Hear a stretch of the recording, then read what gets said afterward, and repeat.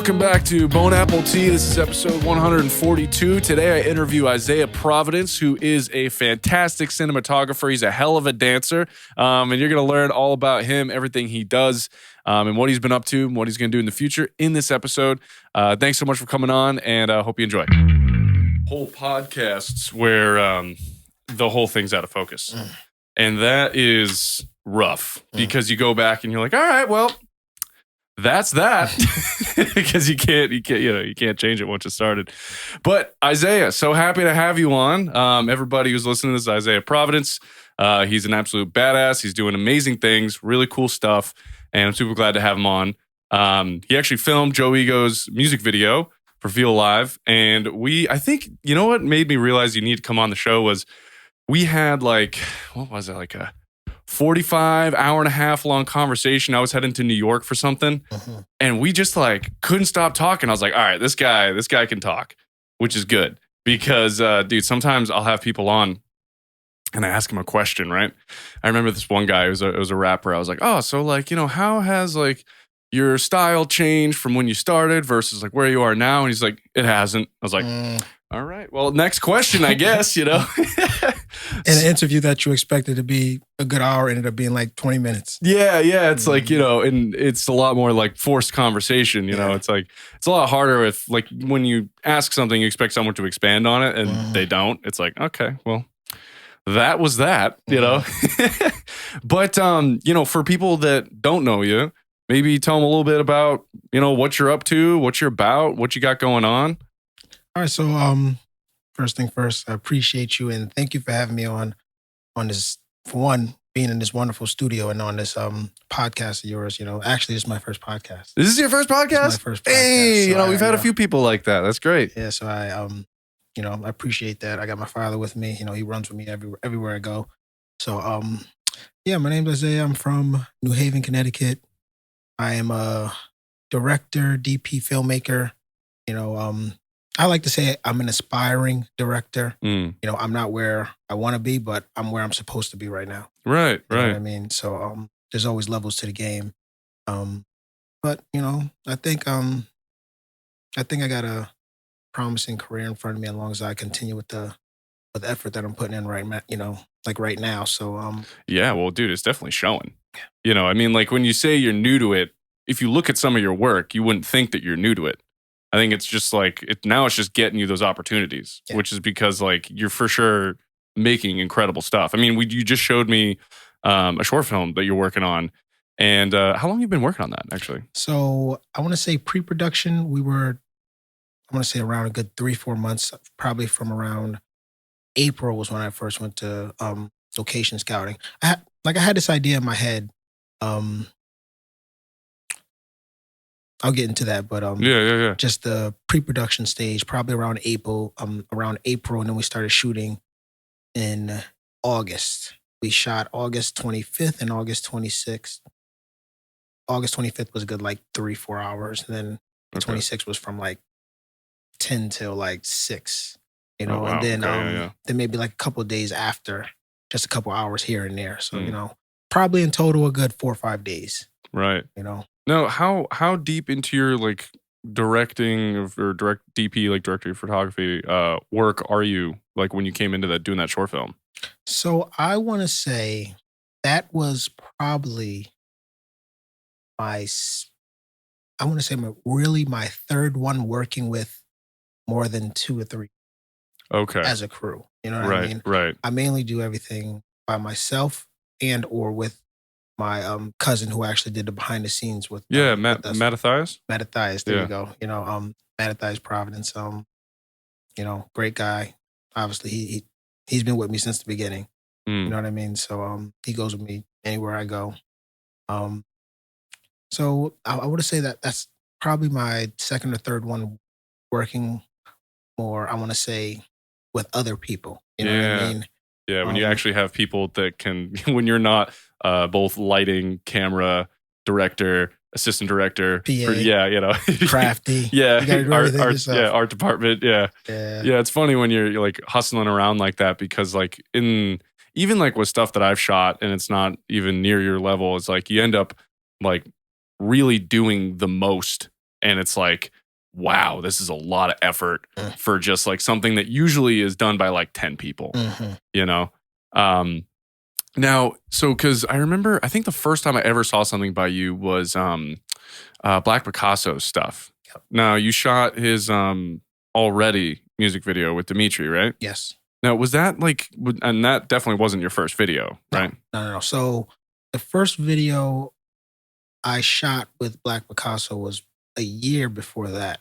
Was Hands Up, Don't Shoot. Oh yeah, I remember that HUDs. Yeah. Yeah, I It remember was, that. Yep, it was Hands Up, Don't Shoot. That was it was really just myself, and I had my nephew, my cousin Mattathias, and I just had a couple of nephews help me. Oh, there you go. Just hold up a reflector or just Yeah. hold my gimbal. Yeah. You know what I mean? Stuff like that. But that was a great experience working with multiple locations. Mm. I would say, like a bunch of extras because there was a bunch of people in the music video. Yeah. Good message too. You know what I mean? Yeah. And that's what I like to do. I like to do projects that have a message or a story behind it. Mm. You know what I mean? As you know, we're gonna get into that and everything. So yeah. Well, that was a big reason. I remember Joe hit me up and he was like, "Oh, I want to shoot a music video," and I was thinking about going to this guy, and I was like, "Well, I kind of know that guy, and he hasn't been doing anything for like 3 years, but I know this guy Isaiah who's like been working, and that is so important when you're gonna shoot a video of any kind. Is that you're going to someone who's continuously working on their craft." And it shows, you know. Now, when did you even decide like, I like cameras and video, like I'm just gonna start shooting stuff? You know, my earliest memory of behind the camera was probably, let's say, performing first, right? Sure. Let's say I want to say probably elementary school. I remember my brother and I, we did a little play in our backyard at a cookout. We were acting like we were Spider-Man. Oh, that's awesome. You know what I mean? Stuff like that. So, then I want to say probably with the camera, I probably started messing around with that. I want to say in 6th grade, my brother and I, we had some local neighborhood friends that we would just do little videos of us just goofing around, you know what I mean? And then I actually did a couple of videos with my nephew and with my nephews and my brother. It's actually up on YouTube. Oh, really? I'll show you that after. Yeah, you got it. It was some funny videos about I think the name of it was The Adventures of Tapion versus Hammerhead or something like that. I don't know. It was some funny stuff that we used to do back then. That was when Microsoft Windows had their editing software that was so basic. Oh, dude, you talking about Windows Movie Maker? Yes. Oh, God, yeah, dude. exactly. Talk about trying to work through that, dude. It's so non-intuitive. You know what I mean? So, I want to say around that, and then when we moved to a different house, we would do what would my brother and I do? We would do videos like MTV Cribs, you know, we would do stuff like that. Just walk around our house, and then I did a couple other. I'm not even gonna call them short films, but I'm gonna call them short films. You know what I mean? Yeah, sure. Just small projects with my family, you know. And then I started to get into dance. Well, first thing first, the majority of my life, I've done martial arts. Really? Yeah, so I'm a 2nd-degree black belt. Oh, get the fuck out! Really? Yeah, 15 years. And wow. I actually recently, about like a month and a half ago, started to get back into it. Wow. Yeah. So, it's always these calm guys. You got to watch out. You know, everyone always thinks it's the louder guys. You got to be careful of, dude. But you know, fucking hell. Nobody ever messed with me in high school because they knew that. Yeah, that's crazy. And they always knew me as the Karate Kid and stuff. So I never had any issues ever. Maybe once, and it was, you know, I was going back and forth with somebody, and that person didn't know who I was, and they warned that, yo, don't mess with him. So, you know, but then I took a break from that probably in high school, and I started to dance, as I told you before. I danced in high school I started in 8th grade. Then I went to an arts intensive school. I actually went to 2 high schools at the same time. Really? So I went to James Hillhouse High School from 7:30 to 12. Then I left to go to an art school from 1 to 4. Whoa! Every day, except for Friday. That was when ACEs didn't have a program, so I actually got to leave school every day at 12 o'clock on Friday. Wow. Yeah. Oh, my high school year was like, especially my senior year was sweet because I only had 3 classes. Especially my second half, I had gym because I wasn't able to take gym because I wasn't in school a lot because Okay. I went to the other So you had to school. like make up the credit. Exactly. So I had gym. I was a TA for the library, and I had an English class. And then so that was like the sweetest experience, you know. Wow. Dude, So that's kind of crazy. You went to 2 schools. yeah, One wasn't enough for this kid.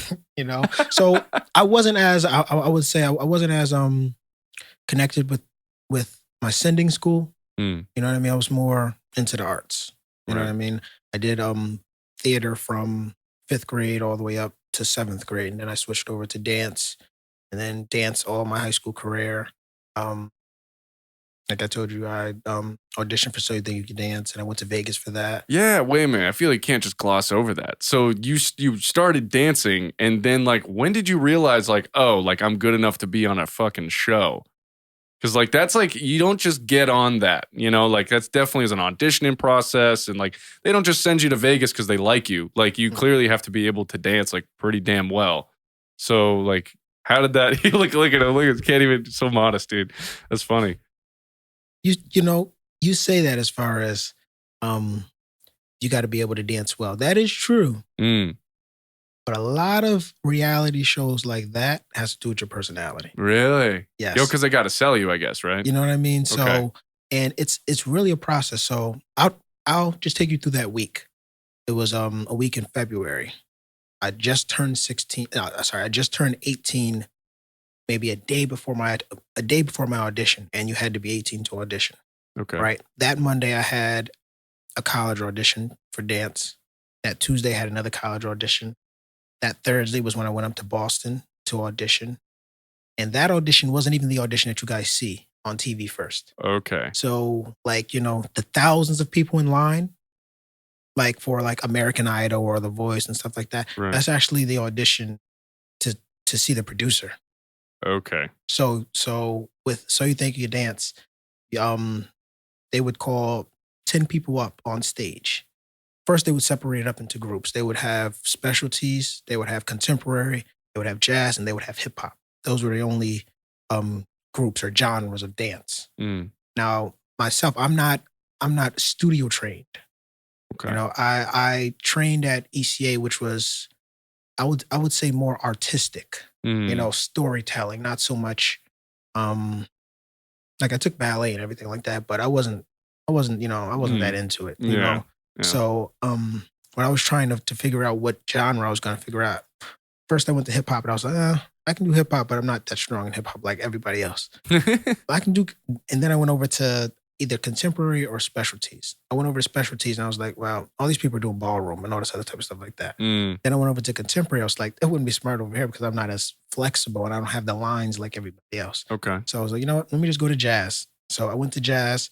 They called 10 people up and you had to improv for like 30 seconds to their music. And then they would line you up. They would call you either forward or back. They would mix it up. Mm, And I just so happened to to go through. I was like, all right, that was sweet. So then we had to come back either Saturday or Sunday. Came back Sunday. Friday, I had another college audition at Amherst. wow. Then I had a performance in in New Haven that Saturday night. So that Saturday night, Jesus. after my performance, I shot up to Boston. You had to do the same exact thing this time for the judges. Right. And like this is the one that's filmed, right? No, No, not even there yet. no, not even Wow. there yet. So you had to do the same exact process. Like, they'll call 10 people up and then you go and do the thing. You had to do the same exact thing this time for the judges. Then they'll pick and choose if they want, for you to do your solo. So I got chosen, did my solo. Um, and then I got sent to choreography. So I got sent to choreography. Got like 15 seconds of screen time. Mm. But on TV, they showed it as if I went straight through. I didn't go straight through. Oh, I got- interesting. Yeah, I got sent straight to choreography. So you had to learn a dance in an hour with a partner that you've obviously never danced with before. Right. So we did that and we killed that and I, went through. So then I went back I went to Vegas in April. I made it through like 3-4 rounds there. I was exhausted. I was actually happy to get sent home. I was tired. Yeah, dude. I mean, well, those are like really intensive shows. Yeah. They very rarely like, and that's kind of like part of it is like how long is this person going to actually last? And I mean, that's pretty crazy that you made it through that many rounds, though. Still, I was like maybe like definitely top 40 guys wow, in general. So that's all. What year was that? this was 2013, season 10. Oh, season 10. Season 10. Yeah. I remember MasterChef always saying that. Yeah. But dude, that's incredible. Yeah. That's incredible. Well, I'm gonna have you're gonna be my new dance instructor at some point, you know? Right. So then back in the film, after high school, I was like, well, still doing martial arts. I always wanted to play football. Always wanted to play football, but never did because I did dance and I did karate. Right. Right. My brother actually played football. He played high school football for 3 years. He was a starter after his second or third year. So I would go to his games. I would watch him. I always wanted to play football. Yeah. Never did. I started just one day. I just looked up on Facebook or, just on Google, flag football leagues, Yeah. So I found a league in Bridgeport, and just from the pictures, I'm thinking, oh, we're going to kill these guys. I see this old guy. He got to be like 40 years old. You know what I mean? I'm like, oh, I'm going to get a group of my friends, and we're just going to destroy them. Yeah. Fast forward, we went 0-10. Oh, shit. We went 0-10. And I was ugh. But I would always have my cousin, Mattathias, come and record all my games. So I can go back and watch it, see what we need to change. Yeah. And the league would laugh at that. This is flag football, and you're having tape. Yes, tape. Yeah. You know what I mean? Yeah. Like who does that? You know what I mean? Yeah. Sure enough, they started to copy that. Oh, did they really? And they would actually ask me for film and stuff like that. Wow. But isn't it funny how like people make fun of you until they realize like, oh wait a minute, that's actually kind of a smart idea. You know what I mean? So then the second season, I did the same exact thing. Then at the end of that season, I did a highlight tape for my team. And the commissioner of the league, he wanted to hire me, just to do film for the league. Oh, wow. He didn't know what I can do, but he gave me a chance, right? Yeah. So I did that for a couple seasons, and it started to get big. Like that recreational flag football men's league started to get huge to where we had teams coming from Rhode Island to come and play. Oh, wow. Recreational. Yeah. We had players coming from all the way from Pennsylvania to come and play, New Hampshire. Really? New Jersey. To come and play in Bridgeport? Yes, to come and play in Bridgeport. Wow. Yep. It was actually mentioned on NFL Network when they had the AFFL league popping a good like 2 years ago, like 2-3 years ago. It was popping for a minute, and a couple players from the league, they played in, and they mentioned the GCFFA, as it was a big league. You know? So from there, I was like, tired of sports. I kind of want to start to get more into narrative work or actually creating stuff other than sports. Right. You know what I mean? So that's kind of where I went with that, and that's where I am right now.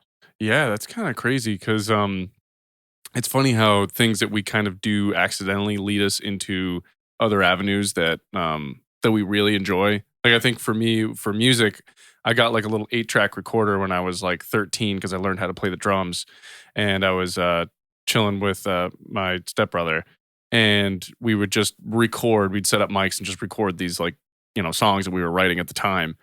And then I was like, well, how do I make it sound better? And how do so I do this. I get on a computer, and then I can plugins, like you can EQ and compress, and you can like change stuff. And if you messed up, you can, and then that just led me down a road of like, all right, well now I'm actually going to start recording other bands. And then like, it just kind of develops into this, or developed into somewhat of just like a really passionate side hobby of mine. And I feel like it's kind of sort of similar. It's like an accidental, like, you were just like making tape. And then all of a sudden you're like, well, wait a minute. Like I've always been doing this. I was like filming stuff with my brothers and stuff, like shooting webs and being Spider-Man. And now I want to like do some actual like cool narrative work. And then so I guess like, so now you're at the point, just like tracing through your life here. You're at the point where you're like, all right, I'm going to start doing more narrative work. Is that like, because how do you go from something like, like I'm kind of interested in this to like now you got this short film that seems really like legitimately awesome.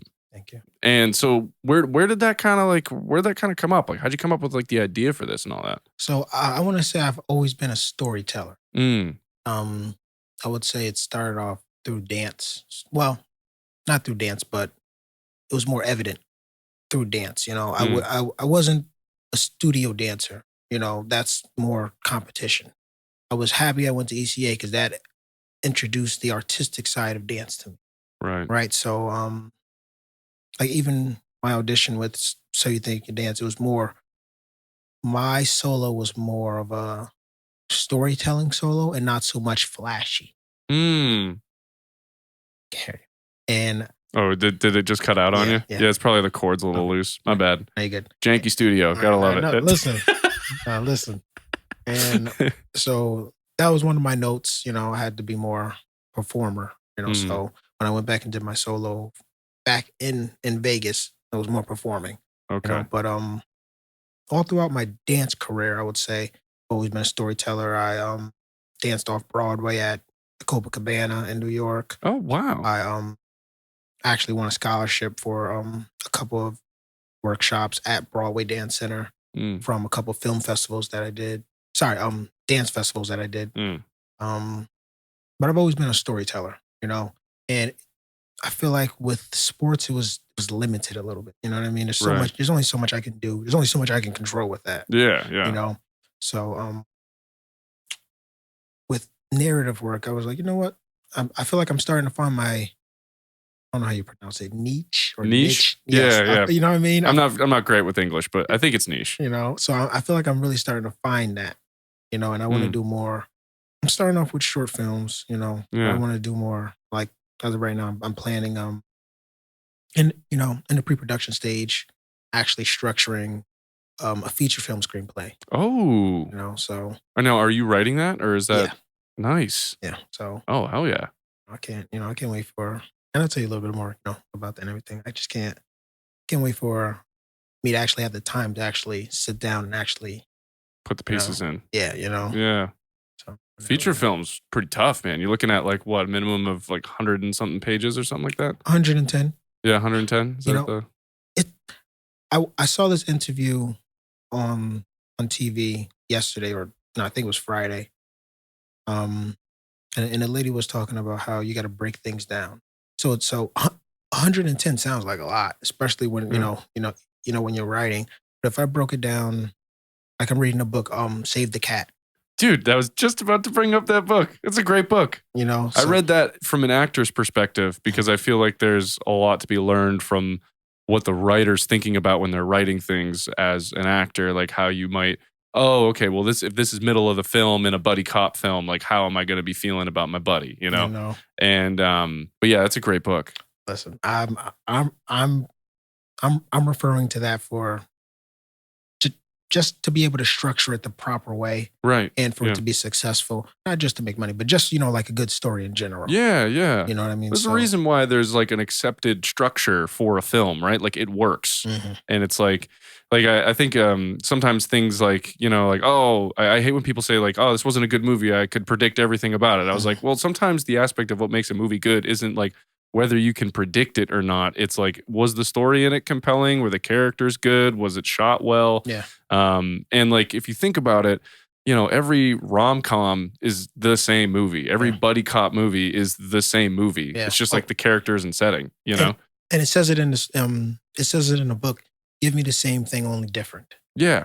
So Yeah. Just like in a lot of songs, intro, verse, chorus, end. It's you know like what I mean? very, very similar. So it's like, but what are you doing in that frame of time is what matters, But sorry, I totally No, you kind of good. hijacked it. No, But you yeah, good. so you're reading Save the Cat. Yeah, so and I'm kind of structuring that feature film out like that. I actually have a short film I'm hoping to get ready to shoot next month. Oh, really? Yeah, it's titled Gas Station Love. Okay. My log line is this. Oh, here we go. A self-doubting, hopeless romantic goes to the gas station to fill up his tank when he encounters a woman that fills up his heart. Whoa. Is this love at first pump?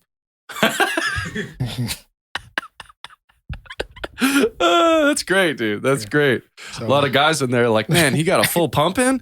But you can interpret that different ways, Right. whether it be the pump of the heart or that type of pump, Yeah. or the gas station pump. You know Yeah, what I mean? yeah. There's so many different ways to interpret. No, that's great. Do you already know? Like, so do you like? That's wonderful that you have this going. And is this like how do you think of this? Was this just like something like that popped up?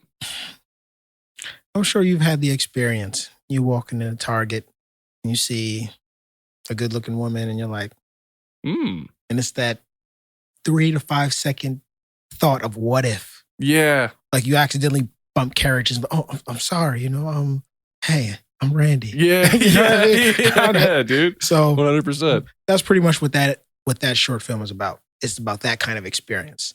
So and you find love in a particular setting that you would not think to. You know what I mean? Yeah. Gas station love. So you only go in there to get gas or go in there to get a drink. And you know what I mean? Now it's about taking hold of the the time that you have, I would say, Yeah. Well, here I'm restarting my camera. Boom. This one's getting ready to go too. Not yet. Yeah. Yeah, it'll happen. I try to pre-jump it so that there's like as minimal cutting out as possible. You can if you want, yeah. And it's okay if we talk about it too. This is kind of it's always fun for press it once. The audience. They get a little behind the scenes. Yeah. Dude, thank God your pops is here. Yeah. I don't know, I'd be like getting up and like reaching over. Yeah. I need to get a better system. There's like something needs to happen. But it's kind of funny that you mentioned that because like I remember I was at a bar and like I guess you tend to meet like women at bars, right? Or significant others depending on who you are. But the point is that I met this girl and before I even got to say her name, I was like, it's like a kind of a loud environment, so you got the like kind of going. And I'm like, oh, hey, like my name's, and my hand, I guess I was being expressive, the Italian in me. And my hand came right down on her drink, spilled the drink all over the ground, missed the dress and everything, luckily. And I was just like, like, what can you do? And I was like, can I get you a drink? And she was like, yeah, sure. I could tell she was a little annoyed. But I think the way I played it off, she was like, okay, maybe he's a little funny. And so I was able to get her a drink and then she wanted to go talk outside, which I think is better. As much as I love dancing and everything, I love the talking aspect of it. Yeah. And that just turned into like a wonderful night. And, she's super far away. So like, it's just not going to work, unfortunately. But it was definitely one of those things like, like what if I lived here and not halfway across or completely across the country. But yeah, I'm actually very interested in that short film. Give me a little part. I'll just be a guy that walks in and buys something.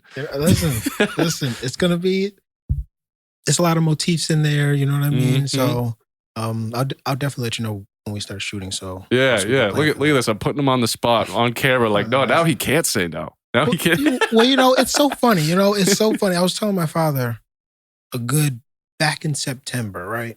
Since I've started to get into like seriously getting into filmmaking and directing and, putting together small projects here and there. Everybody's an actor or an actress. Yeah. Yeah. Which is okay. My thing about it is the effort and time that somebody puts into it. You can't just get up off the couch and say you're an actor or an actress. I can't just get up off the couch or out the bed and say, you know what, I'm a director. I know. You know what I mean? And direct, just a project. Yeah. I myself, and I'm just speaking from experience, and I'm nowhere where I want to be. You know what I mean? I'm nowhere where I want to be. As like you said, where you want to be, but you're exactly where you're supposed to be. You know what I mean? Yeah. But I spend hours sometimes not going to sleep till 3-4 o'clock in the morning because I'm, researching, I'm studying, I'm planning, and I got 4 kids at home. Yeah, dude. You know what I mean? 4 kids. My God, dude. I'm married with 4 kids. My wife told me to shout her out, so I'm shouting her out. There you go. Hey. But even with all that, aside from full-time job, I got my spiritual conviction that's very important to me as well. I spent a lot of time to perfect my craft.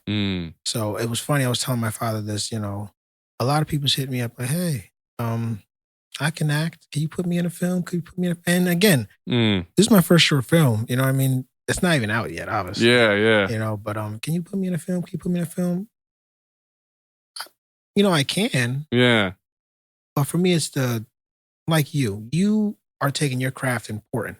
You know Mm. what I mean? Like, and you're taking special care, and you're actually putting in the time and the effort, Mm. and that's what separates the average Joe from somebody that wants to be great. You know what I mean? Right. I appreciate that. You know, so, yeah, you know, and I tell my father that too. And I kind of want to be surrounded around people that have the same ambition, Right. if not more. Right. You know what I Right. mean? Well, dude, because in the acting world especially, and I see it all the time, like being an actor and like taking classes, is you got some motherfuckers that just like think that they can just show up without anything memorized, without any work put in, and just read some lines and be like, that's acting. Mhm. And it's not. And you can tell like when some of these people are in these classrooms, and this is my favorite when it happens because it's almost always going to happen if someone new hops in.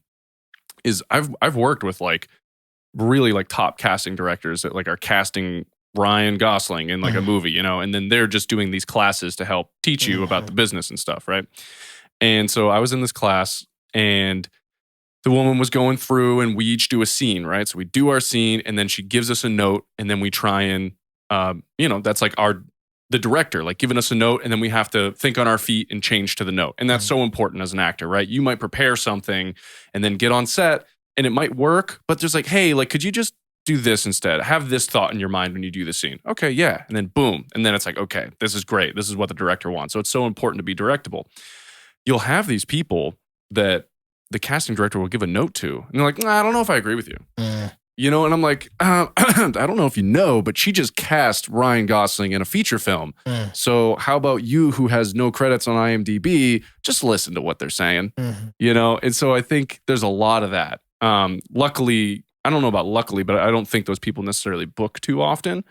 But this space is definitely filled with a bunch of people that, because they have access to technology and stuff, they kind of think that they, you know, minimal effort is fine, Mhm. you know, and it is so important. And that's, dude, a huge reason why I hit you up in the first place was because like I could tell that you had this ambition to be a go-getter. And that's like so important to find someone who's like that whenever you're working on something that you actually care about, you know, because you want to, every aspect of it's got to be like A grade. And when it comes to acting, believability is like so important, you know, and I think that was like, you know, it was kind of a last minute decision to make Adam the minion in Mhm. that video, but you know, he did a great job, dude. As like a last minute, just like hopping on set. I was like, all right. It was funny because I showed somebody the music video and they was like, well, I feel like maybe Randy should have been a minion because he's taller. Oh yeah. It was just funny, Yeah, yeah. just looking back on it. You know what I mean? Yeah, It was like, yeah. yeah, he was kind of short. I don't know if that would be believable, Yeah, but you know, but it is what it is. yeah, You know? yeah, it's kind of funny. And you know, just even from this conversation too, and just it's been my thought process, and I feel like that's probably maybe one of the reasons why I haven't expanded the group of people that I work with a lot is because and it's this saying, right? And my father will say it, is that nobody's gonna care about your product more than you.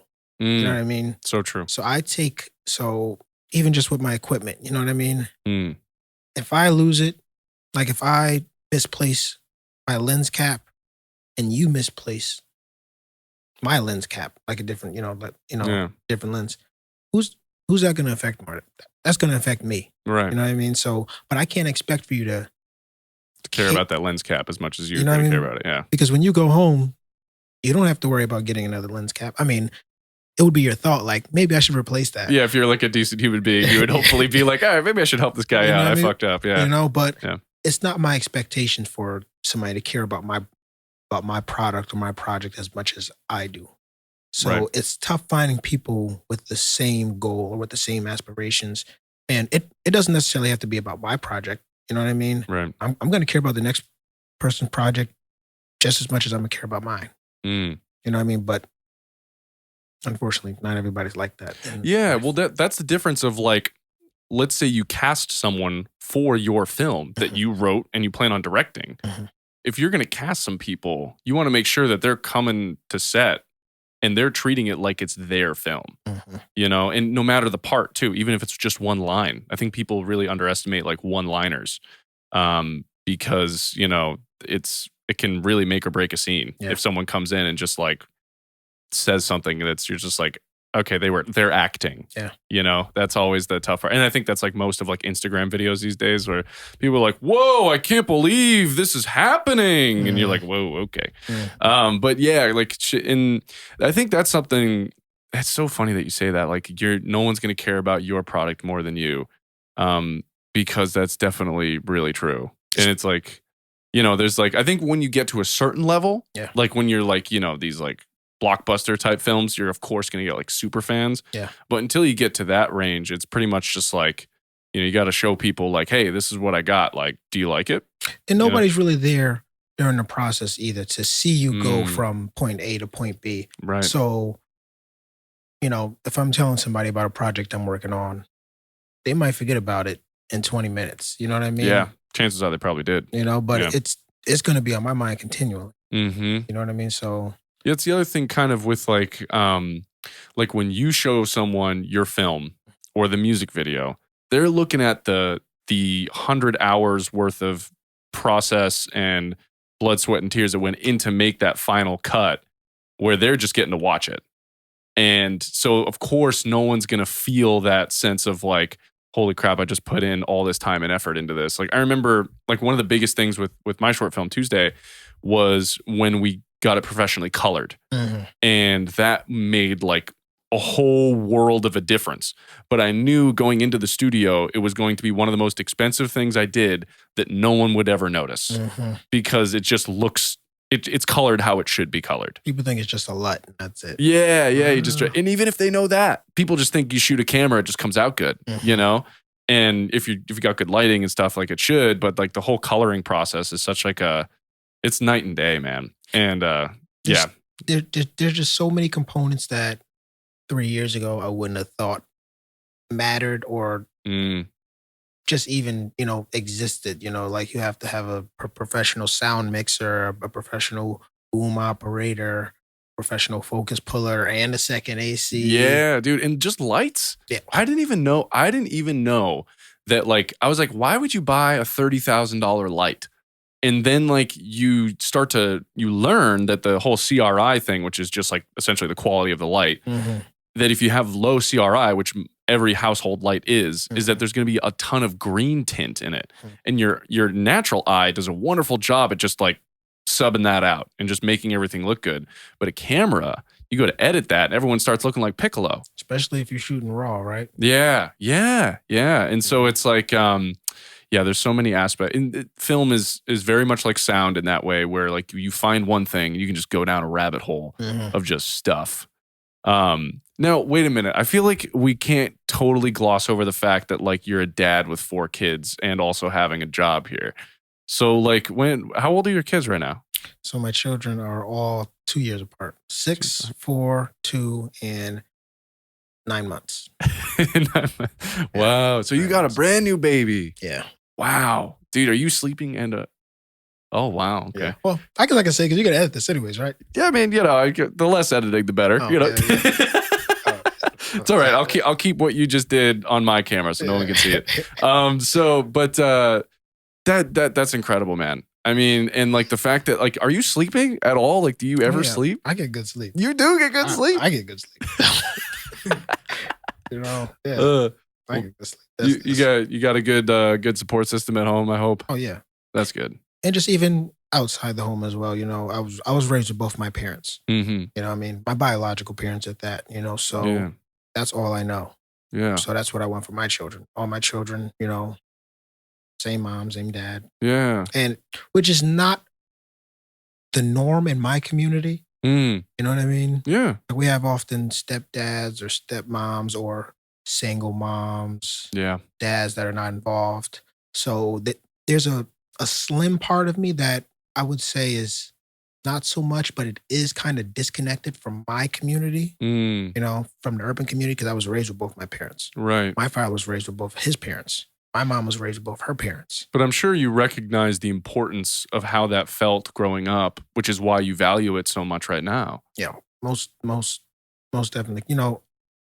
Like I mentioned on our first phone call, I work in an alternative school Yeah. where a lot of the students don't have, and it shouldn't even be a privilege. You know what I mean? Yeah. It should be natural, It but should. but they don't even have the same upbringing that I have. You know what I Yeah. mean?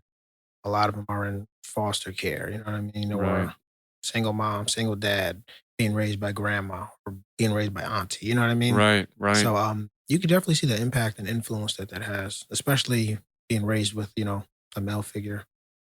Yeah. I mean, dude, there's like, I got to give it to my mom because my mom and dad split up when I was young, but she's always been like that badass mom to kind of like be there. And there's, stepdads and stuff have always been involved, but I think it's always been nice that like my mom was always there, and I feel so lucky to have that because Mhm. I know not every kid gets the opportunity to even have access to that kind of attention Yeah. and love and care, and so in your profession, your actual job, you must like see what that does. Dude, you were telling me some of the shits these kids say to you, dude. That's Mm. fucking crazy. Yeah. Yeah, But that's yeah, fine. You don't have to say. yeah, That's yeah, fine. You but don't have to say. I know yeah. you can't talk about it. It's fine. But how did you even get into that kind of profession? So my oldest was born February 18th, 2015, right? Hmm. I was working at an alternative, no, sorry, I was working at a private school in the after school program. I actually just left Gateway because, I just had a child, so gotta leave college. It was a community college, but it's still college. Yeah, yeah, Gotta leave that. I gotta get a job because I gotta provide. yeah. So, I just left that, and then I was working at a private school part time in Mm, just in the after school program for private school children. You know right, what I mean? right. So then I got hired. I applied from my nurse. My nurse at ECA gave me a number to call um within ACES. So ACES is the company, but there's several different programs. Okay, ECA is actually one of the ACES schools, okay. right? So anytime I tell somebody that I went to an ACES school, I always have to clarify. I went to ECA. I didn't go to one of the alternative schools. Okay. You know what I mean? Okay. So um, I called the number. This was back in November 2015, and got hired the day after. And I was working at a school that was more so not. It wasn't so much alternative as far as behavior. Hmm. It was more autism. So Okay. I was working in that program first, and I got that experience first. Right. Um, then I went to another school in ACES, same thing, more I want to say like vocational skills kind of. Okay. Then I went to an autism intense program in Northford. I was working there for about a year. Then I became a behavior technician at the school I currently work at, which is more ED students, emotionally disturbed students. Okay. So I'm very well rounded, you Right. know. Yeah. No, it seems like you're kind of like really having to, because that's not an easy job, by no means. Do you find any sort of reward with it? Like, do you think like you can sometimes maybe you can't reach every child, but like you kind of can make a connection with a few that you feel like maybe you hopefully help them along the way at some point? I would say it definitely makes me appreciate what I have, Mm, and what my children have. mm, And there are those moments where every once in a blue moon you are able to reach maybe one or two students, or you might have those one or two students to where you can see them going somewhere in life. mm. You know what I mean? Right. And I don't mean you're gonna be the president or the senator, but you might be able to actually function in society. Right. You know? Right. Whereas like, without any sort of guidance, you don't know what's gonna happen. Yeah, and it's tough. You know what I mean? The majority of students that I work with come from neighborhoods that I was raised in. Yeah. So I'm not unfamiliar to their lifestyle Mm, outside of school. You know what yeah. I mean? So there's there's there's the connection there. To whereas you might have somebody that might drive in from Glastonbury or from Guilford Right. that don't know the students. Yeah. You know what I mean? Yeah. So You got a guy like, looking like me walking in there like, hey, what's up, everybody? and Just your friendly neighborhood white guy. And they'll say, shut the F up. You know what I mean? SMD or something like that. Yeah. Or, and you might not know how to respond to that. Yeah, dude. I don't know. This is a 10, 12, 11-year-old. You know what I mean? Yeah. Saying that they're going to deal with my mom later on. You don't know. You might not know how to, to respond to that. You're like, deep down, you're like, okay, that's kind of a good burn, but like, we're in school here, Listen. That's funny. Well, I mean, so that's good, dude. I mean, it's crazy because you're another one of these guys that's seemingly doing so much. I feel like we haven't talked enough about your short film, though. I don't know if you want to talk about it, if it's cool. Yeah. So can you tell a little bit about like what it is and like, kind of where maybe some of the ideas came from or anything like that? So my short film is titled Clotilda, right? Clotilda is actually the name of the last reported slave ship that brought slaves over to America back in 1860, when it was actually illegal to transport slaves from other countries and bring them over here to America. But it's not so much a slave movie. Okay. It's just titled that, right? It's more so about, even though I've shot the short film, I feel like I should have already had the log line. But the log line is a dancer searches for strength to overcome the trauma her people have endured, pretty much. You know what I mean? Okay, cool. So it's more so a psychological movie. Like everything I showed you in the short film happens in her mind. Okay. Like there's some parts where she's in modern day and she's dancing. Yep. She's driving, but then somehow she's in 1800 apparel. Right. Right. So that was when I was watching the trailer. That's where that dress and that kind of opening shot comes from. Yes, exactly. Okay. You know what I mean? But all of that is in her mind, and the trauma, and I'm going to use the term plagues, that either her or her people have experienced over a process of time. What it's not a black versus white thing or against America thing. It's more so I'm trying to challenge the mindset or the thought process of just people, first and foremost, my community. You know what I mean? Because there's a scene that's not in the trailer whereas it's a so-called black man and a so-called black woman. And I say so-called because the mic I'm speaking to is black. I'm dark-skinned. Okay. But my skin's not black. Right. Okay. I see what you're saying. I mean? So, to where it has that aspect or it has a troubled youth. It has an afflicted woman, and it has a wrongfully convicted man. Right. So I was going to use, and I still might, some voiceovers from like the 1940s of actual former slaves that were interviewed. Just speaking about their experience. Wow.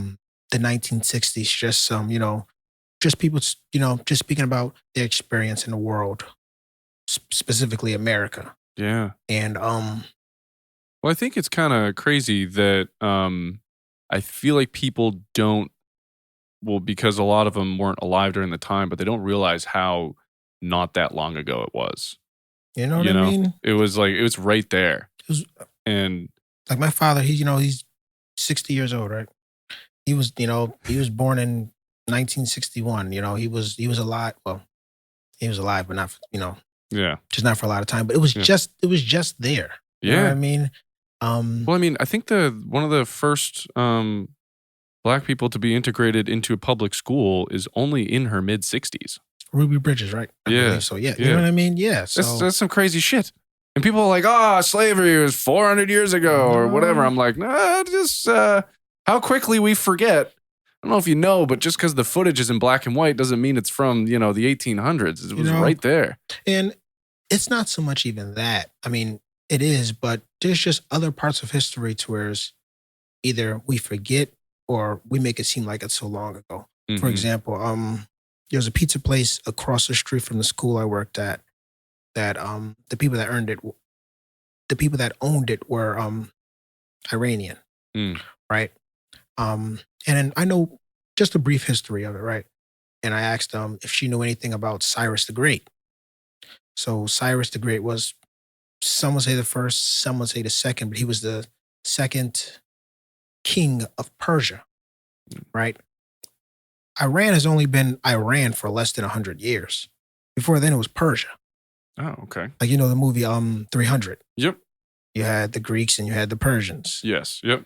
They were just the Persians less than 100 years ago. It was only changed for political reasons to Iran.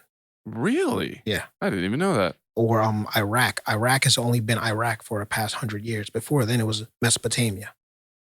Oh, wow. Yeah. So Huh. there's a bunch of history that we just, you know, or like how there are some countries in the Caribbean that just gained their independence in the 70s. You know? Wow. Yeah. So there's just a lot of history that we just, you know, Either don't know, like myself. you know, or we just have yet to come to that information. Right. You know what I mean? So there's just a little bit of that. So yeah, so your short film takes elements of these sort of like historical or even modern day motifs. Is that the right word? yeah, I would say so. And like sort of like puts them into a cinematic perspective. Yes. I would say from my perspective, because even though I might not know, I believe his last name was Knight, Alex. Alex Knight, yeah. I might not know Alex, but we might have similar experiences. Mm, You know what I mean? yeah. So just like you might have similar experiences with Adam downstairs. You know what I mean? Yeah. Just growing up and your upbringing, right? Like how I mentioned about the children that I work with. Yeah. Right. I have very similar experiences with them. Yeah. So whereas we can relate. So like for example, right? And it shouldn't be, but it's kind of like strange and odd when I hear of a so-called white guy with a stepdad or a step, because it's like the mindset being here in America is the ideal American dream is mom, dad, brother, sister, dog. You know what I mean? Yeah, But, white picket fence. you know, yeah. but the idea in my community is single moms, bunch of children by a bunch of different baby daddies. Yeah. You know what I mean? To whereas it's like taboo if I'm raised with both my parents. And I've had a bunch of people say, well, I've never had a father like that. You know what I mean? Like I've never, yeah. Yeah. You know what I mean?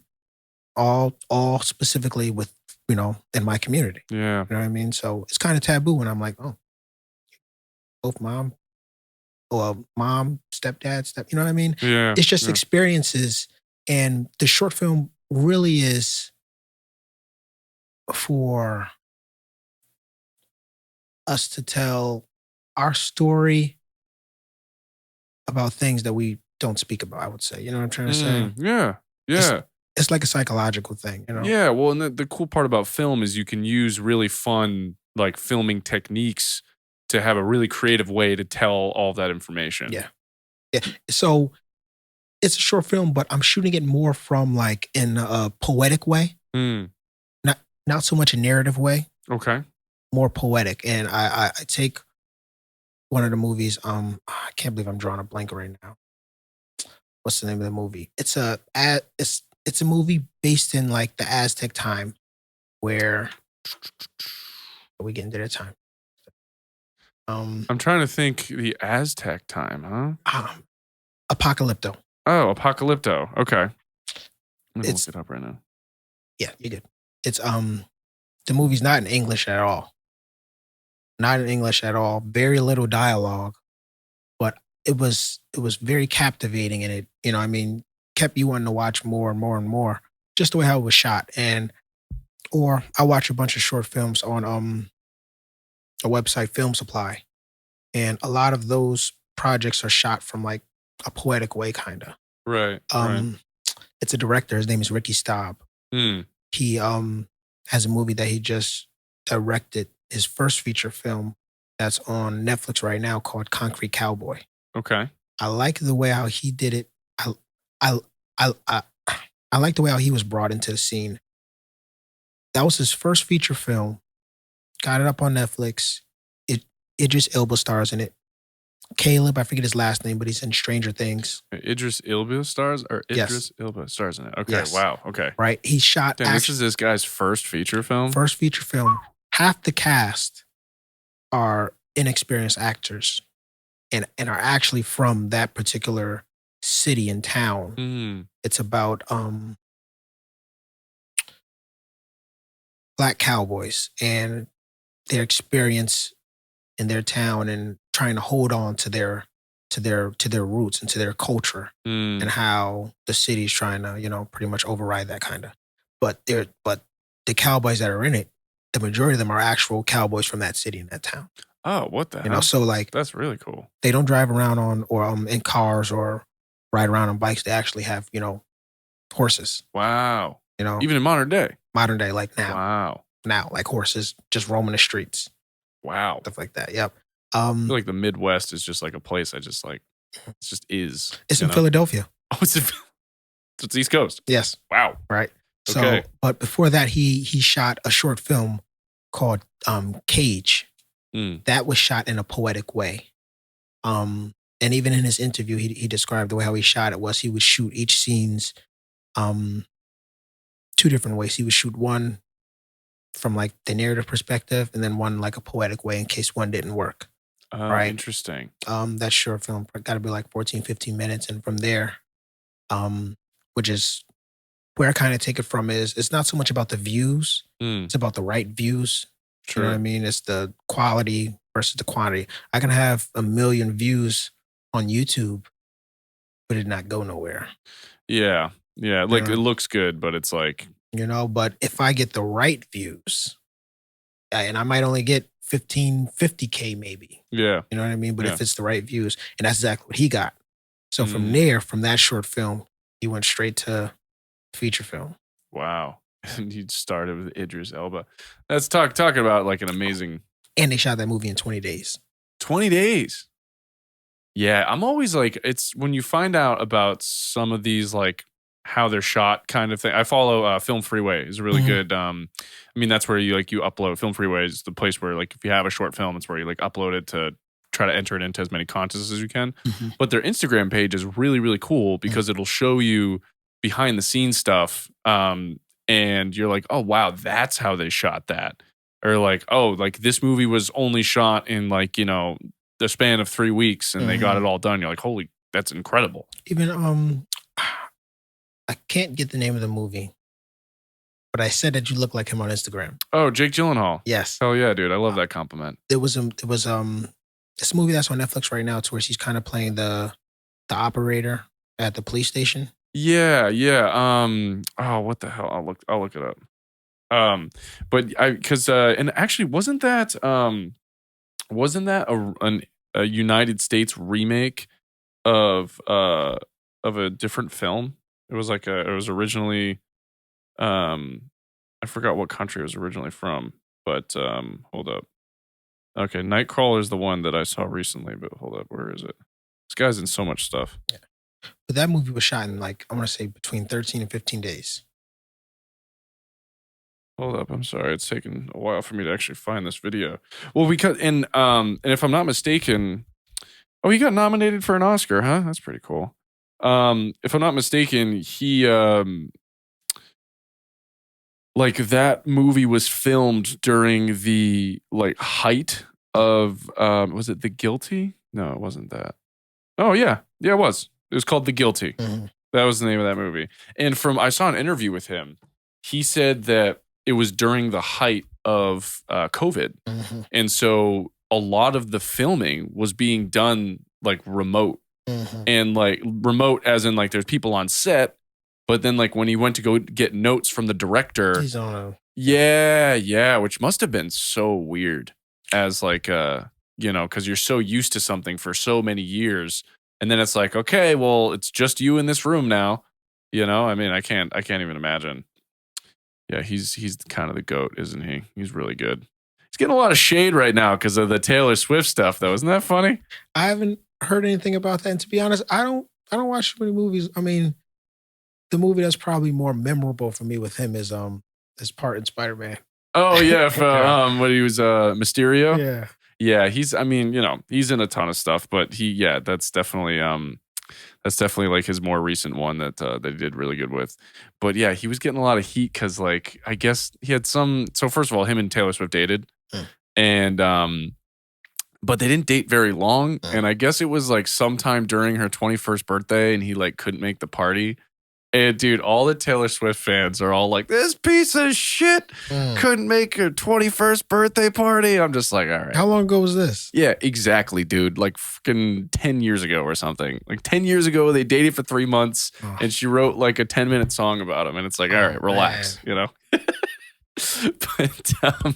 But pop culture, man, it's always funny. Like at the same time that that's happening, there's like something obviously probably way more important, but like the news is like, anyway, so Jake Gyllenhaal.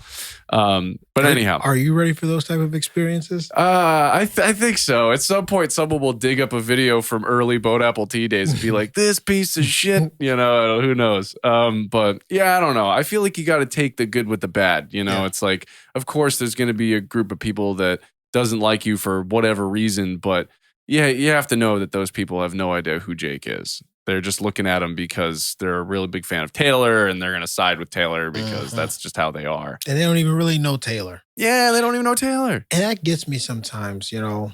It's unfortunate, but it happens because it's life. You know, when somebody passes away and you might have a famous person pass away. And all you see on social media is RIP, that person, RIP. Yeah. What about, you know, the person down the street? You know what I mean? Like the average Joe. Yeah. They don't get nearly as much recognition because they didn't, you know, make you cry in a movie or in a song, you know? But it just shows how disconnected people are just from their surroundings. Yeah. Like I think what it was funny, what was it? It was like, oh, like my homies won't even like my posts on Instagram, but they'll go wish Drake a happy birthday. And Drake don't even know you. Yeah, dude. You know, he wouldn't even look your way. Champagne Poppy, dude. He's got us all hypnotized. Yeah. What's like a goal for you? You know, I know like, you know, like you've got like seemingly this next short film's on your plate, but I'm sure you're up to a few things here. Like if you could, you know, where do you kind of see yourself going next few years? I want to say my ultimate goal is I want to be in the earth, right? My ultimate goal in the earth is I want to remain sincere in whatever I'm doing. Hold on to my integrity because that's important to me. Yeah. And I want to live comfortable enough towards I can set all my bills on auto pay and take care of my children. That's all. You know, I don't want to be rich. You know, I just want to be comfortable to be able to take care of my family. That's the most important thing for me. Yeah. While I'm here on the earth. So yeah. And then as far as like, I love that too, by the way, because having the bills on auto pay, like I kind of do that, but like I'm like, oh shit, when is this one hitting? Oh God, it's a negative balance. Let me switch that over, you know? Like I just had an email say, your upcoming payment is this Thursday. I'm like, oh man, I might have to set that back a little bit. Yeah. That's definitely the goal. Mine is to for sure get out of the debt that school put me in, which working on that. And then the debt I continue to put myself in. I can't stop buying stuff. Can you tell? Do I have enough lights and camera gear? But you're already set up for the future. You know what I mean? Yeah. You're already set up. I mean, it's like, I joke, but this is all like, I look at this as like investments, you know? And if I'm going, my whole goal with the podcast is like, I love having ambitious people on because I always find it interesting. And I think people think like, oh, well, like, they're not famous. So like, why would people listen to it? And it's like, because they're not famous, people want to listen to it because these are average everyday people that are also having drive to go out there and kill it, which I love to hear people's stories like that. And I guess I'm just a people person. But the other point is that I want the quality of everything I do to be at max, such that if someone likes the show, then they'll appreciate the quality of everything. But if they don't like the show, it's not because the quality wasn't good enough. It's because maybe they didn't like the content. And that's totally fair, you know? And I think it comes up to how much you believe in yourself and how much you're willing to invest in yourself. Right. You know, I mean, I'm not the only person with a camera, you know, but not everybody's willing to invest in themselves. Like I always say, people value things different. You know, I value this filmmaking a lot. So I'm going to invest thousands and thousands of dollars. Right. I don't care too much for sneakers. You know, So you're not going to see me spend $200-$300 on a pair of sneakers. The next person will, and I might look at you like you're crazy. Right. You know, it's just but that same person might look at me like I'm crazy. Right. Yeah. Like, why? How much did he spend on that camera? You know, but again, it's all much. it's all up to how much you value yourself, and investing comes with as far as how much you believe in yourself, Hmm. and you believe in yourself. I believe in myself, so I'm willing to spend the money. You Right. know, Right. and I'm willing to take a risk. Well, I'm learning to take the risk. Right. You know what I mean? Because risk is something that not everybody's willing to take. So Well, that's kind of what separates the good from the great, right? Is like sometimes you're going to be presented with something that is seemingly like, oh wow, this is a jump. This is going to be tough. And that's what ends up being really tough in the entertainment industry is that so many people are willing to dip their toe in. mhm. I'll make a song, I'll make a video, I'll do a little commercial spot, but getting in front of that big casting director, reaching out to those people where like if I choose to do this video with them, I got to be on my A game and I can't look like like all those moments that are seemingly really risky are also the biggest rewarding ones. Mhm.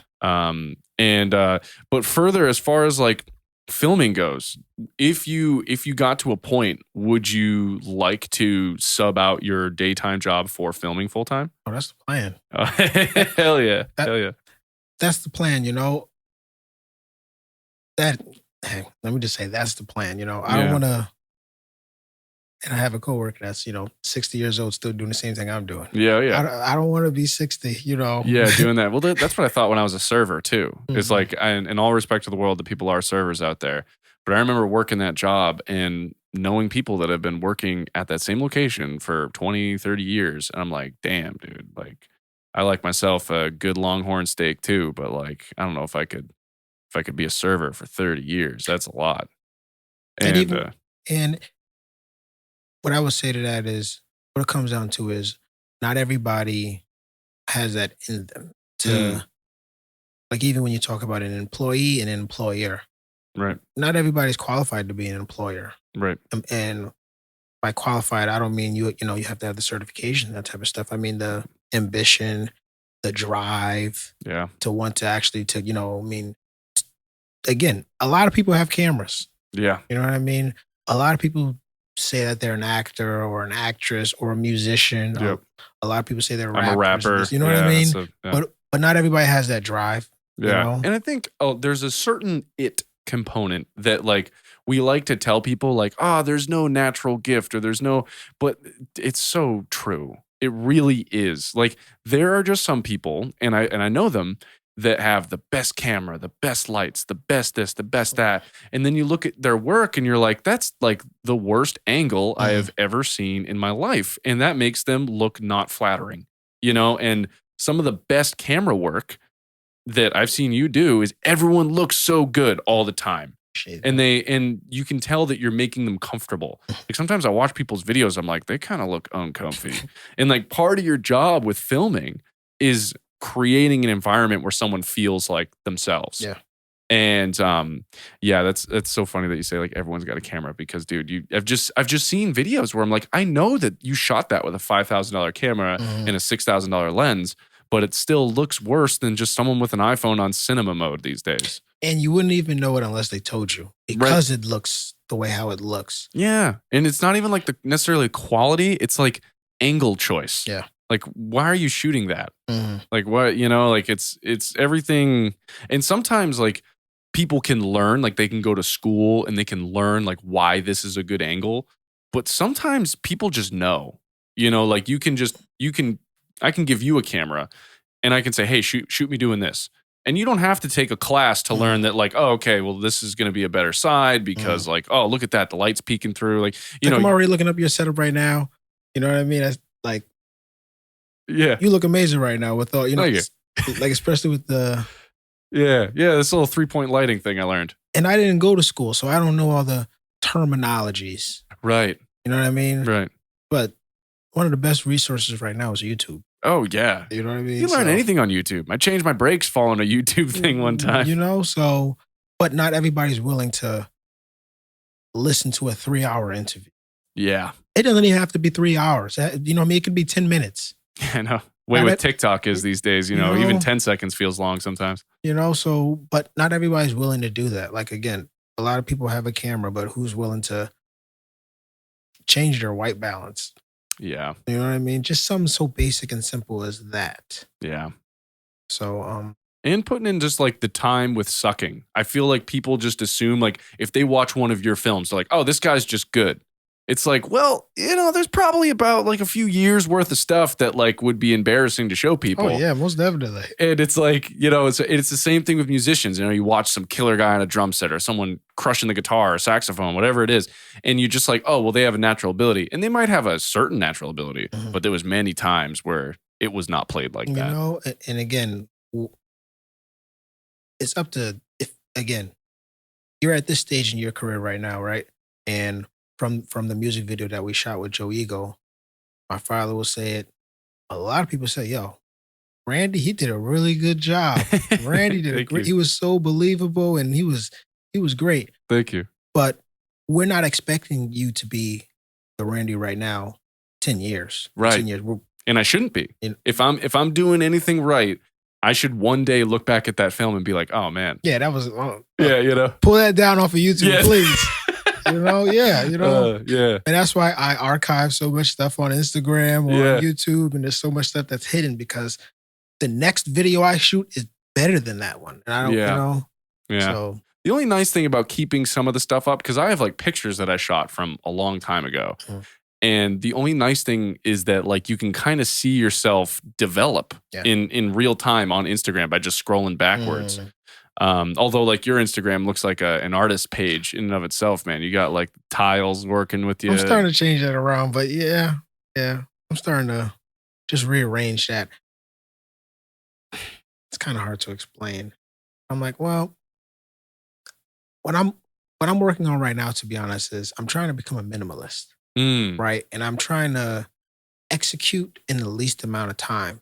And I can execute with, just doing that, that grid right there takes a good 10 minutes. Right. You know what I mean? I'm like, I gotta go into Photoshop, slice this, upload it, then I gotta download it to my phone, then I gotta post it, So I'm like, you know what? Let me just post this video. Let me just post this photo. I'm not just gonna post any video. I'm not just gonna post any photo. Make sure it's professional. Yeah. And that's nice because like you already put in the work to make the video. So it's like as soon as you start doing like the slicing thing, which looks cool, it's just like that much extra effort into it. And it almost sometimes seemingly Instagram stuff takes way longer than it should. Yeah. Like anytime I like make a video, I'm like, all right, I cut it right, I put the right intro, and there's a lot of stuff that goes into it. So are you on TikTok? I am on TikTok. Okay. I'm not very good at TikTok. I'm trying to get up on TikTok. I'm trying to put some of my stuff up there. It's kind of tough. And I feel like I'm old now when a new social media comes out and now you got to learn it all over. Yeah, it's first of all, what seems to do best there is if you're comedic. Like I feel like TikTok is very, very less so on the informative and more so on the comedic, at least for like the stuff that goes viral, right? I feel like it's very few and far between that you'll see something that's a very informative video that does really well. So I think the nature of TikTok is like, can I laugh in 10 seconds? And granted, there's videos that are longer than that do just fine. But everything's like super fast paced. And like, I don't know, man. I'm like trying to be better about TikTok because TikTok is definitely like, I denied it for the longest time. I didn't want to do it. Oh, that's what them Gen Zers are doing. I didn't want to get involved, but I started kind of just doing like fitness stuff on there, like just making TikTok like that is my fitness section. Like I'm just gonna do fitness stuff on there. Okay. But I think that I could probably be doing a better job. I'm already doing so much that it's just like another thing to think about. It's a whole other like realm of like people have whole jobs where all they do are TikTok stuff. Yeah. Like I have a buddy of mine, Fritz Bacon, who's a photographer, cinematographer in New York, and he manages TikTok profiles for companies. Like that is his job. Like people will hire him to make TikToks. It's got to be sweet though. Yeah, it's like he says I remember I was talking to him about it. He says it's good in some ways where it's like, oh, I have like some good creative freedom, but sometimes I'll present something to them and they will just like not understand like, oh, that won't work. But it's like, well, I know you're like 45 and you don't know how TikTok works, but I'm telling you right now that like this is what we got to do. And so sometimes he's sort of barred in his creativity that way. But when he makes the stuff for his own page, it's always so good. He's just, you know what? Okay, here's the best TikTok. The best TikTok starts and ends such that when it repeats, it sounds like a loop. Yeah. Yeah. Like he does these things where he'll be like, because he's a photographer mostly, and so he'll be like, so I woke up today and this is what I did, and like he goes through all the days, and at the end, and he'll be like, so that's how I woke up today, and like it just does this looping thing. I'm like, wow. I just saw this TikTok yesterday. It was a TikTok where these people did like a Tenet video. Oh yeah, God, that the so movie, confusing. Yeah. So but the way how they shot it was they started off in reverse, and I was like, oh yeah, hold up.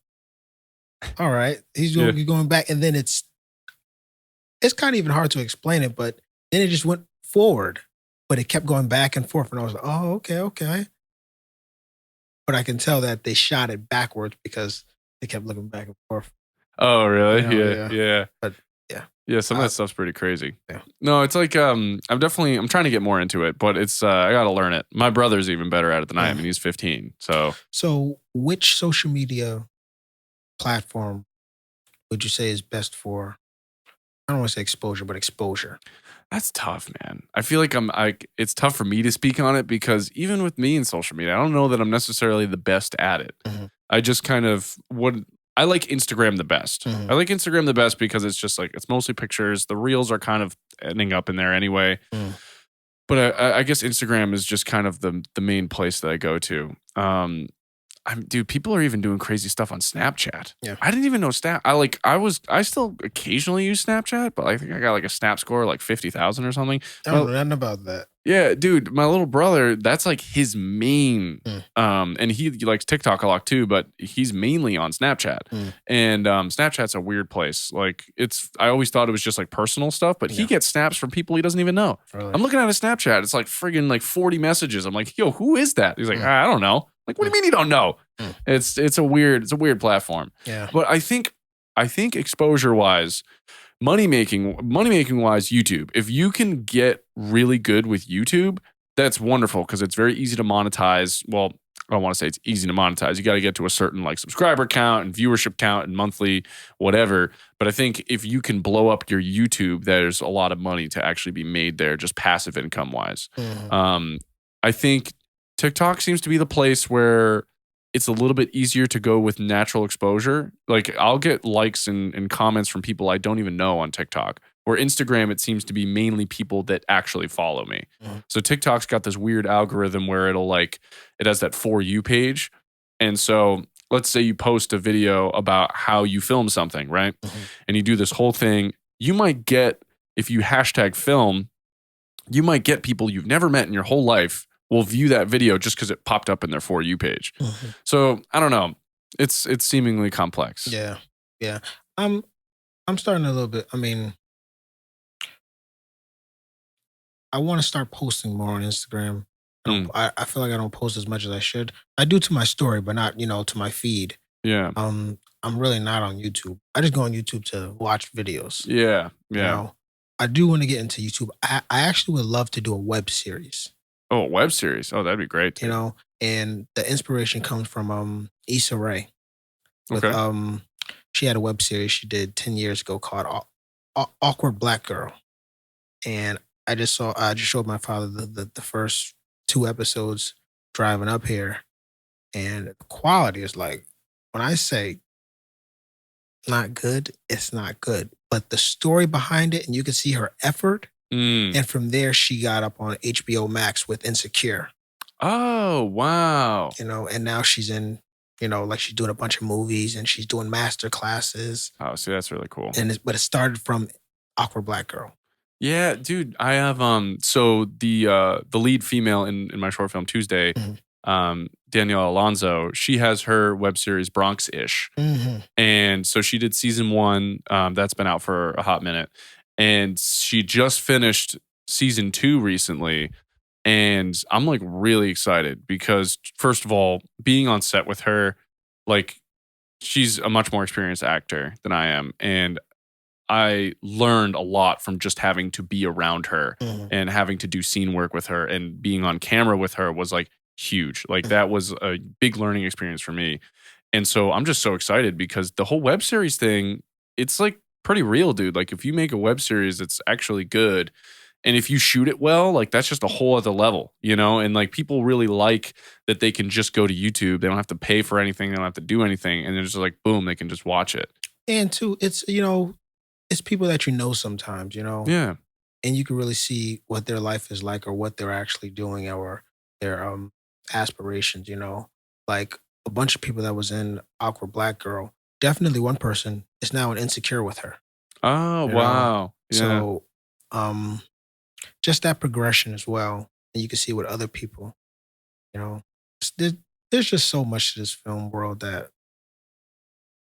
I don't know yet, Mm, and that I'm excited to experience. yeah. You know, Well, and I know the same thing is with you as far as an actor. yeah. Well, I feel like a big like you're just getting started thing is like, you know, you might have filmed this short film and you got one on the way. Mhm. What comes after that? You know Mhm. something's going to be there. Mhm. And so it's just really fun to think that like sometime down the line, you might make something that like is your ticket in, Mhm. you know, and you don't know what it is until the audience sees it really. And that's where the inspiration comes. Kind of comes from Ricky Staub in a way. And I'm not saying, oh well, if he can do it, I can do it.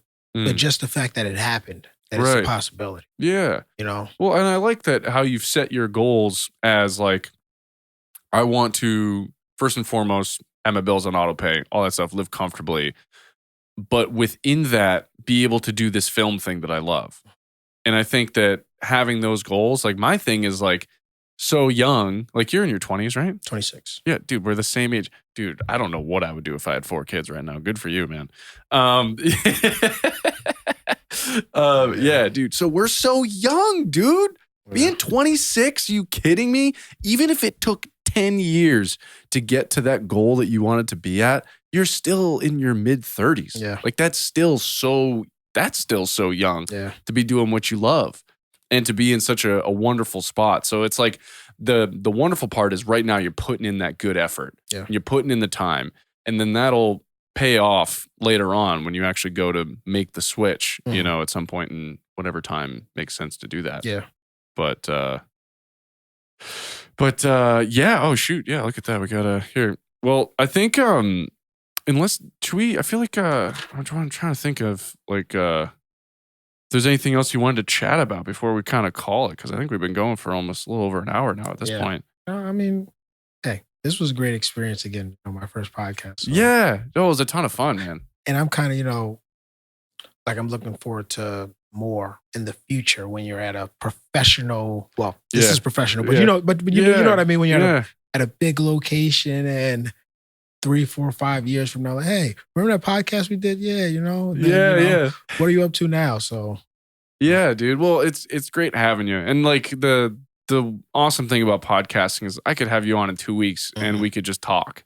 You know? And I think sometimes people make podcasting more like, you know, they first of all, everyone thinks they can podcast. Mhm. That is the funniest part to me is everyone's like, you know, oh, I have good conversations with my friends, so I'd be good at podcasting. And I've Mhm. listened to those podcasts, dude. Yeah. And it's just like they spend half the time being like, so what are we gonna talk about? I'm like, oh boy. Mhm. Oh boy. Mhm.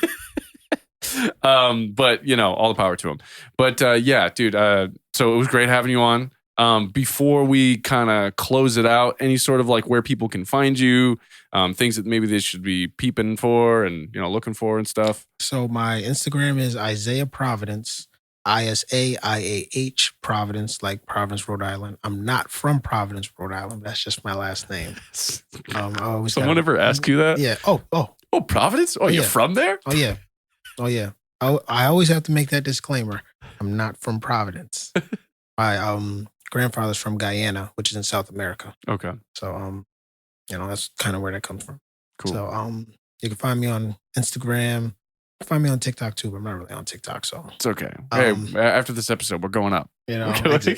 so then you can have me on Facebook too. If you have a weird Facebook profile picture, I might not accept it, but Yeah. you can find me on Facebook as well. Yeah. And then with the short film, is that going to be something you'll be like debuting or like showing somewhere? Or? So we're still working on a date for us to have a screening because we definitely want to have a few screenings. Sure. You can follow us on Instagram there as well, Clotilda short film. We don't have any posters yet, but we're just waiting for the time. Yeah. Time, just when to post it. My father was saying I need to start putting stuff out now, but I'm like, this is the time.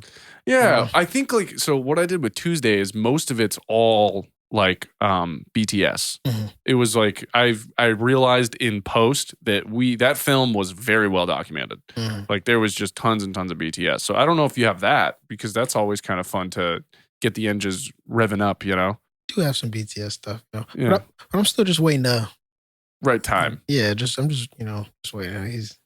You need to put it out. People need to see it. The trailer, people got to put it out. But I'm like, I'm still sit on it. I'm just wait.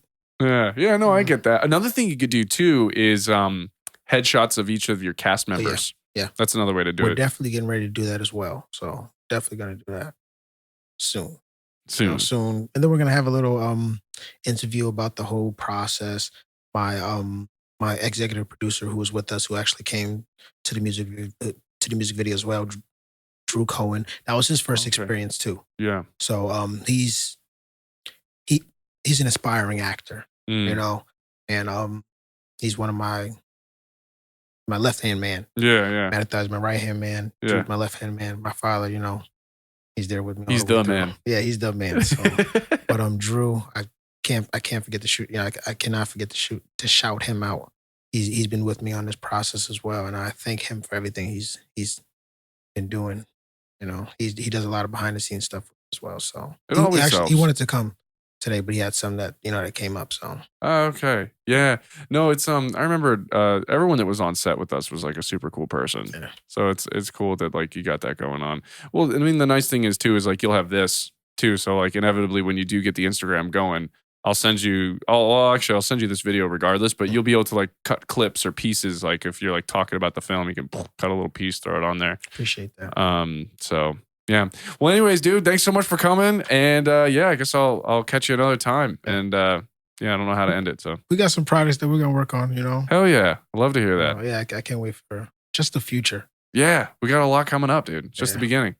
When is your short film coming? So Tuesday right now is making its way through as many festivals as I can possibly get it into. I think I submitted it to almost like 50 festivals. Mm-hmm. Pretty much the strategy for this time around, don't know if it was the right strategy, but it was just like throw it all at the wall and see what sticks, you know? Exactly. And so we're waiting on a lot of that. However, I do want to have like a theater screening just for like local people and just like family members, people that want to see it outside of the festival type stuff. Probably I've been talking to a few theaters, but I think one of the easier ones is going to be the Mystic Luxury Cinemas because they actually cater to sort of like independent films and whatnot. So I might be doing it over there maybe sometime in February. In February because I want to make sure that my director is able to actually make it. So that's kind of what I'm sort of waiting on hearing about. Okay. But yeah, as soon as that happens, you'll for sure know about it. I'll be advertising it everywhere. Yeah. So sweet, dude. Anyways, catch you later, everyone. All right. Appreciate you. Thanks so much for listening to Bone Apple Tea. If you like the show, please give us a follow, like, comment, subscribe, whatever it is. Tell your friends about it. And make sure to follow us on Instagram. That's Bone Apple Tea, BoneAppleTeav